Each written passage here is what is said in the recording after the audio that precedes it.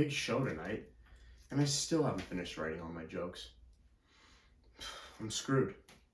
If only there was some new and mysterious drug that could help me come up with funny jokes. It's exactly what I could use right now. I wonder who that could be.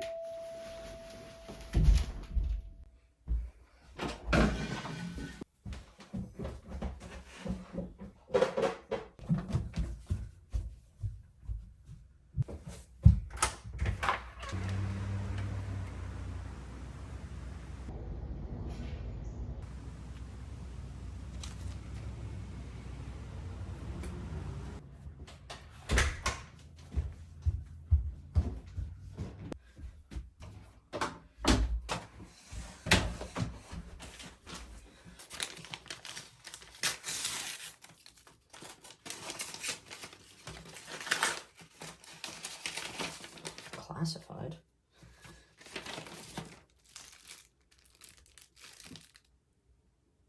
Huh.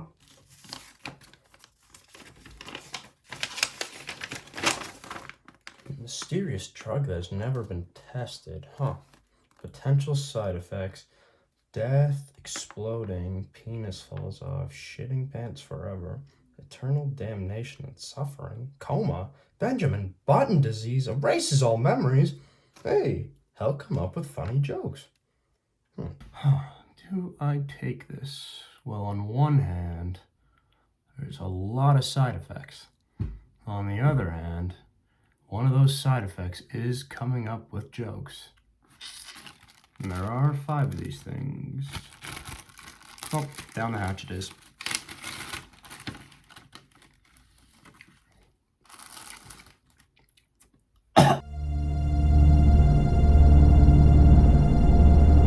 Now that I just took a bunch of drugs, the only thing left to do is head into the depths of the forest, embark on a vision quest, and finish the rest of my jokes for the big show tonight. Didn't realize it at the time, but I was about to embark on the most important mission of my whole life. The entire fate of my career was on the line. If I don't finish writing my jokes in time for the show, it would be the end of Steve TV. This name has the potential to become one of the biggest names in the history of entertainment, but was at a stage so fragile, if I did not play my hand right, the vision would collapse like a house of cards. It would be too humiliating to show my face anywhere in public. I'd only be recognized as a failure. In order to maintain good faith in the name Steve TV, I had no choice but to journey deep into the forest of Sunnybrook Park. Now, this wasn't just a journey through the woods. This was also a voyage through the innermost machinations of my mind. I really learned a lot about myself and about the world. I had experienced a paradigm shift so severe, I would never view the world the same. I entered this forest a boy, but would be leaving as a man. I knew that as soon as I reintegrated myself back into society, I would be a completely different person. I had learned lessons that schools cannot teach from beings beyond our comprehension. This was the type of journey that you had only read about in books or seen in movies, but in this case, it was real and was the biggest challenge that I had ever faced. I was fighting for my life, trying to come up with my final joke. Without this joke, the entire show would be meaningless. I would bring shame to the whole world of entertainment. However, I did not give up. I would rather die than lose my ability to entertain. Just when all seemed hopeless, a joke rang through my mind like church bells on a Sunday morning. With my set finally completed, I ran home faster than any human has ever ran before. I entered my change room as dirty and ungroomed as a caveman, but exited as a being of divine perfection. It was showtime.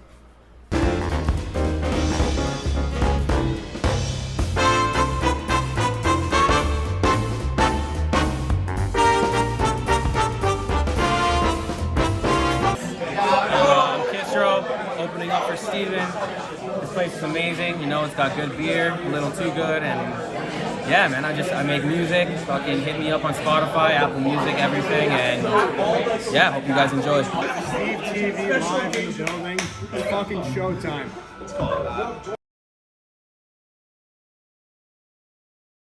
Just as the clock struck 8, I began to worry that I could not live up to the crowd's expectations.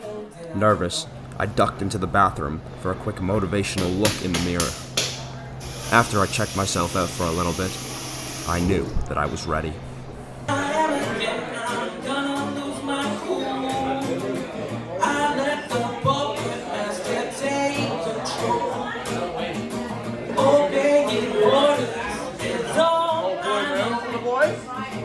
She works at evil for all to see, but I won't let the master take control of me. Oh no, no, no, no. You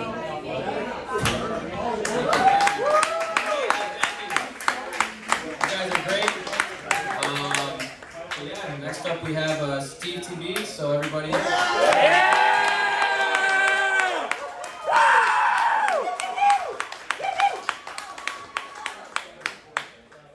Just gonna get this out of the way.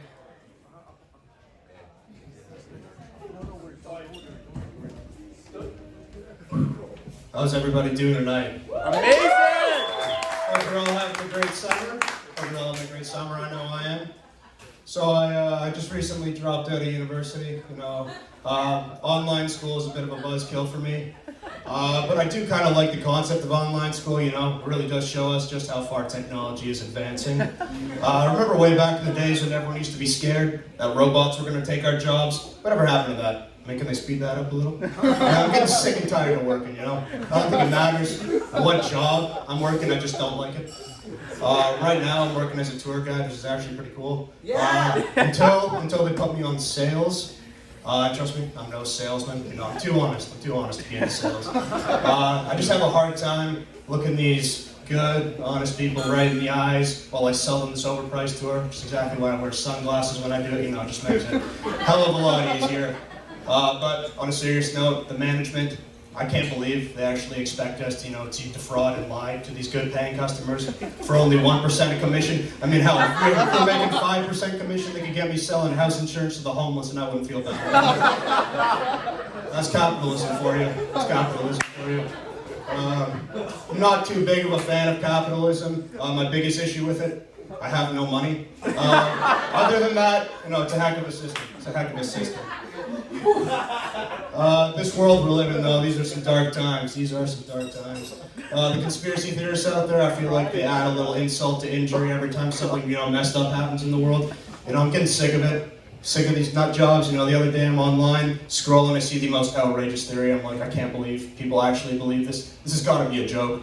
So apparently there was this blind, deaf woman named Helen Keller with all sorts of achievements. I just couldn't believe it, They're claiming that this woman who cannot see or hear has written 12 books in her lifetime. Most people I know that have all of their senses have never read 12 books before. So, I'm not buying it. I'm not buying it. So Helen Keller, she was the first deaf-blind person to graduate from university, and I God hope this isn't true, because if this is true, I have to live with the fact that a blind and deaf person graduated from university and I didn't. It's not a good feeling. It's not a good feeling.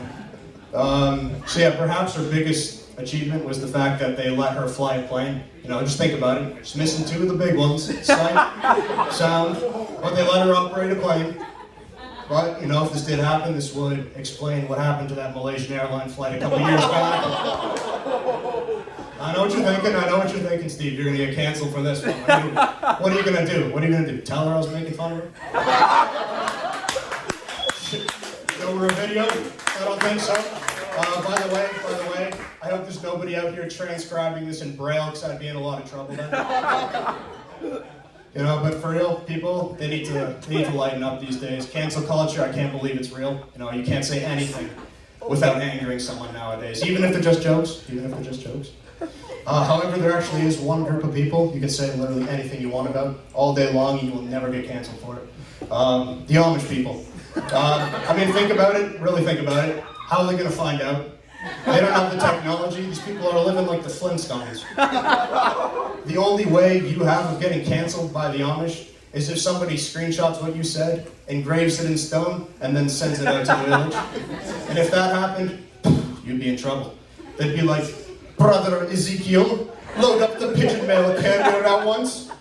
We've got some cancelling to do." Then you can kiss farm-to-table vegetables goodbye. You know, people, they do need to lighten up these days. I do think the world would be a much happier place if more people took drugs. You know, drugs, they help you realize, hey, maybe I'm an asshole sometimes. I don't know, maybe that's just me. But I always knew I was gonna end up taking drugs, and I quite honestly only blamed the schools. I mean, have you ever sat through an anti-drug class before? It's like they're selling it to you, you know? They're telling you, hey kids, ever heard of magic mushrooms? You take them with your friends, you laugh all day long, see shapes, colors, you feel amazing. I'm sitting there thinking, whoa, whoa, whoa, stop making the pitch, you've already got the sale.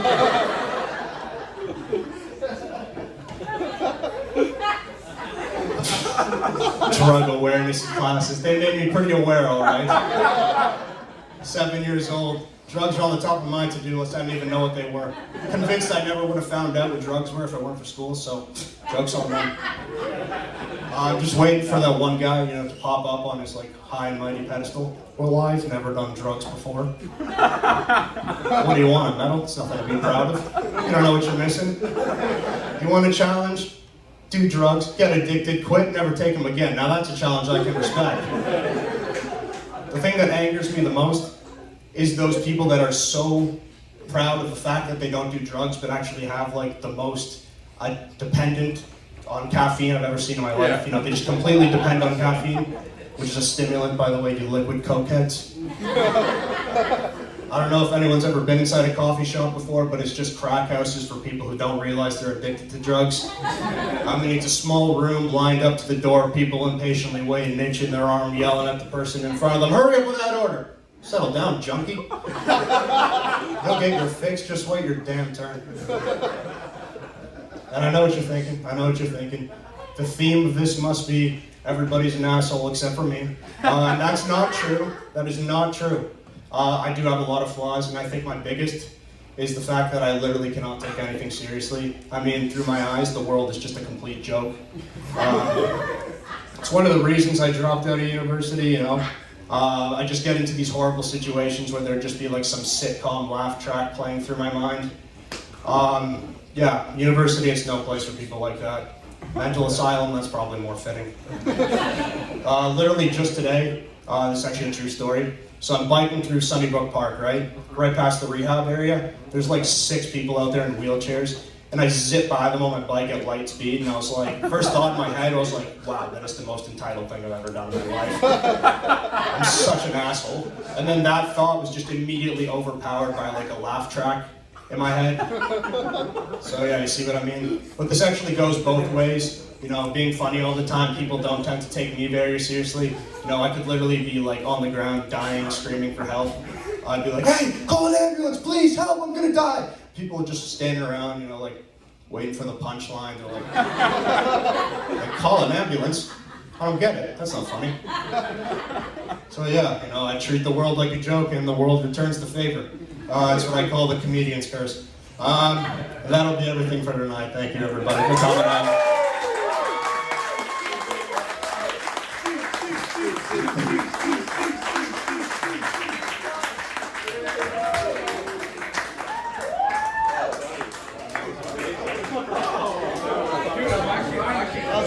I will say, yeah.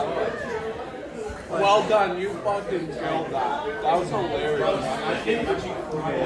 I literally cried. That was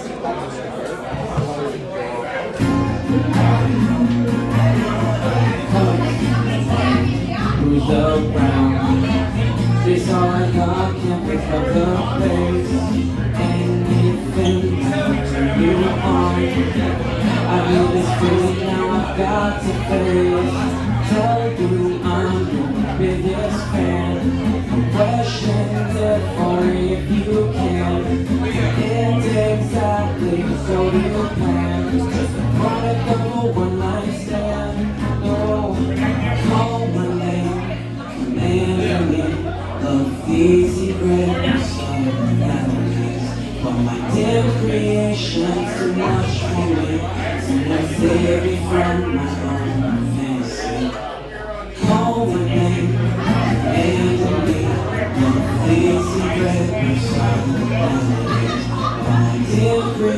Recreation's too much for me. Someone save me from my own fantasy. Calling me, commanding me. Ways are filled with fantasy. Recreation's too much for me. Someone save me from my own fantasy. Calling me, commanding me. Think it's hard, but I have to. Recreation's too much for me. Someone save me from my own fantasy.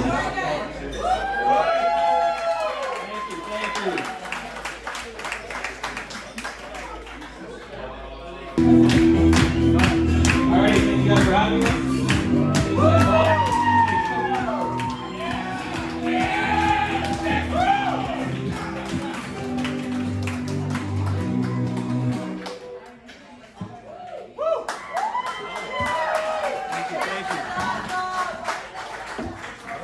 Nice. That was fucking fantastic.